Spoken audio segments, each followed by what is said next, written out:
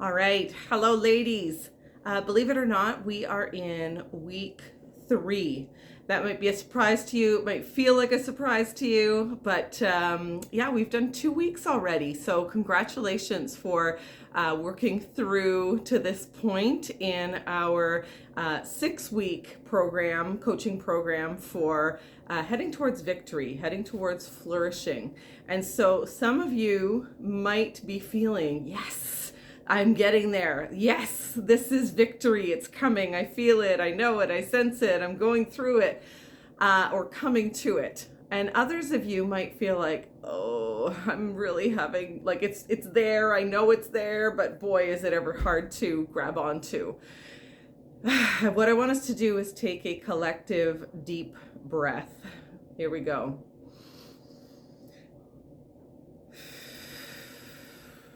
All right. We spent all of last week to look at revitalizing our rhythms, and I think that's really, really important because I think it's really key to how we can find victory is through, it's not through our own strength, right? It's through the strength of God and the strength that God gives us through that time that we can connect with Him, where we can slow down, where we can take the time to connect with Him, listen to Him, hear from Him. So here's what I want to say. If you've been struggling to get through the lessons, that's okay. And why is that okay? Because I've built into the program the morning meditations and the evening examen. And really, when we're expecting that God is the one who, where we actually find victory only through Christ and in Christ, then spending that time with Him in the morning and that time with Him in the evening in a real way that is engaging our heart and soul, mind and strength, then He's going to do the work.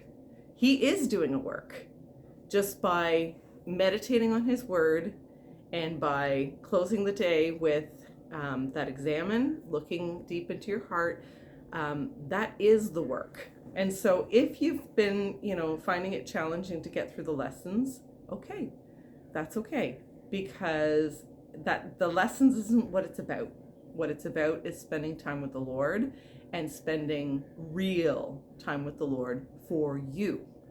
Remember earlier on when we talked about, how often have you, had time that is just set aside for you and the Lord, for you, not for anybody else. Because I always think, and I've talked before about that thing about, if you have an oxygen tank on the airplane and the, face piece comes down, the flight attendant always says, make sure to put it on you first and then help others with theirs.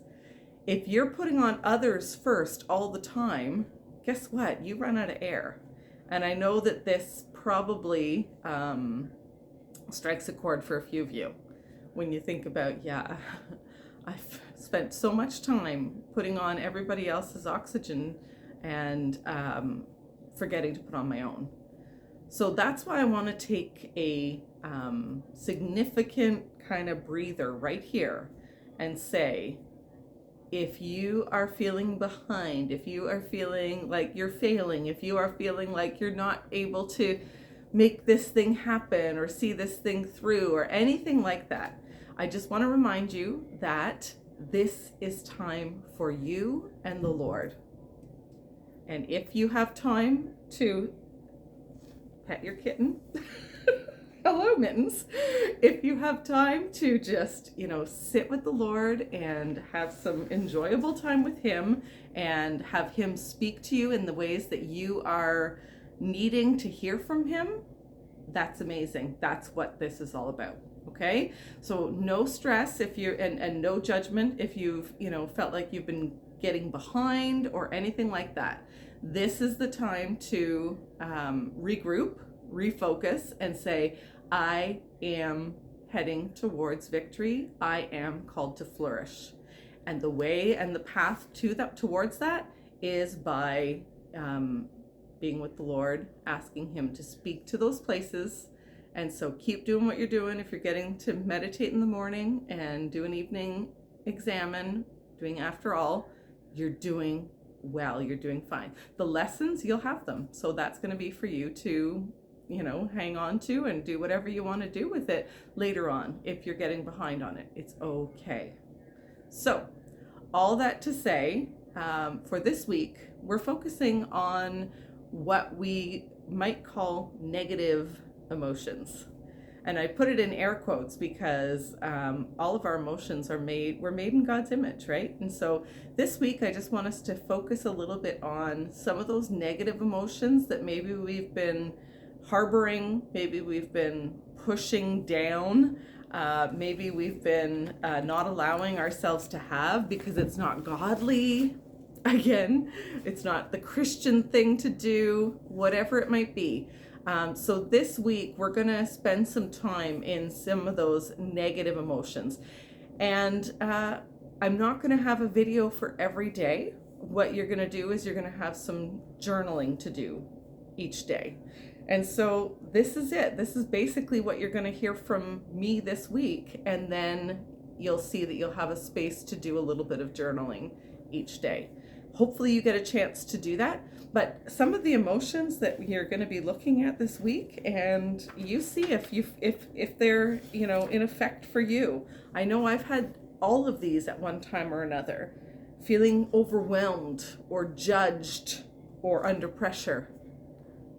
Yeah, you might relate to that one. Feeling loneliness or depression.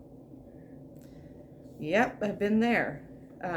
Grieving or a sense of loss. There could be times when we're going through that, and sometimes those times are really long, and we're in that journey for a long time. Feeling hurt or angry or disappointed, and feeling fears and anxiety. So these are the areas that we're going to let God into this week and let him do a mighty work.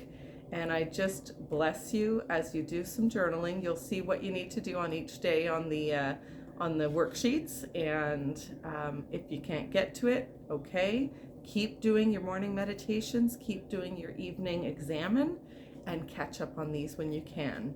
But I do encourage you, see if you can pull, still, if you can, keep doing it. 10 minutes in the morning, 10 minutes at some point in the day, 10 minutes in the evening. But if you have to drop something, drop the lesson, catch up on the lesson later, but do those morning meditations and evening examines. Okay, so watch for for everything that you kind of need to do. You've got a new morning meditation now, so that should be interesting, keeping things fresh. And I just wish you and your loved ones all the best, and I really am excited to see you flourish. So God bless and have a great day.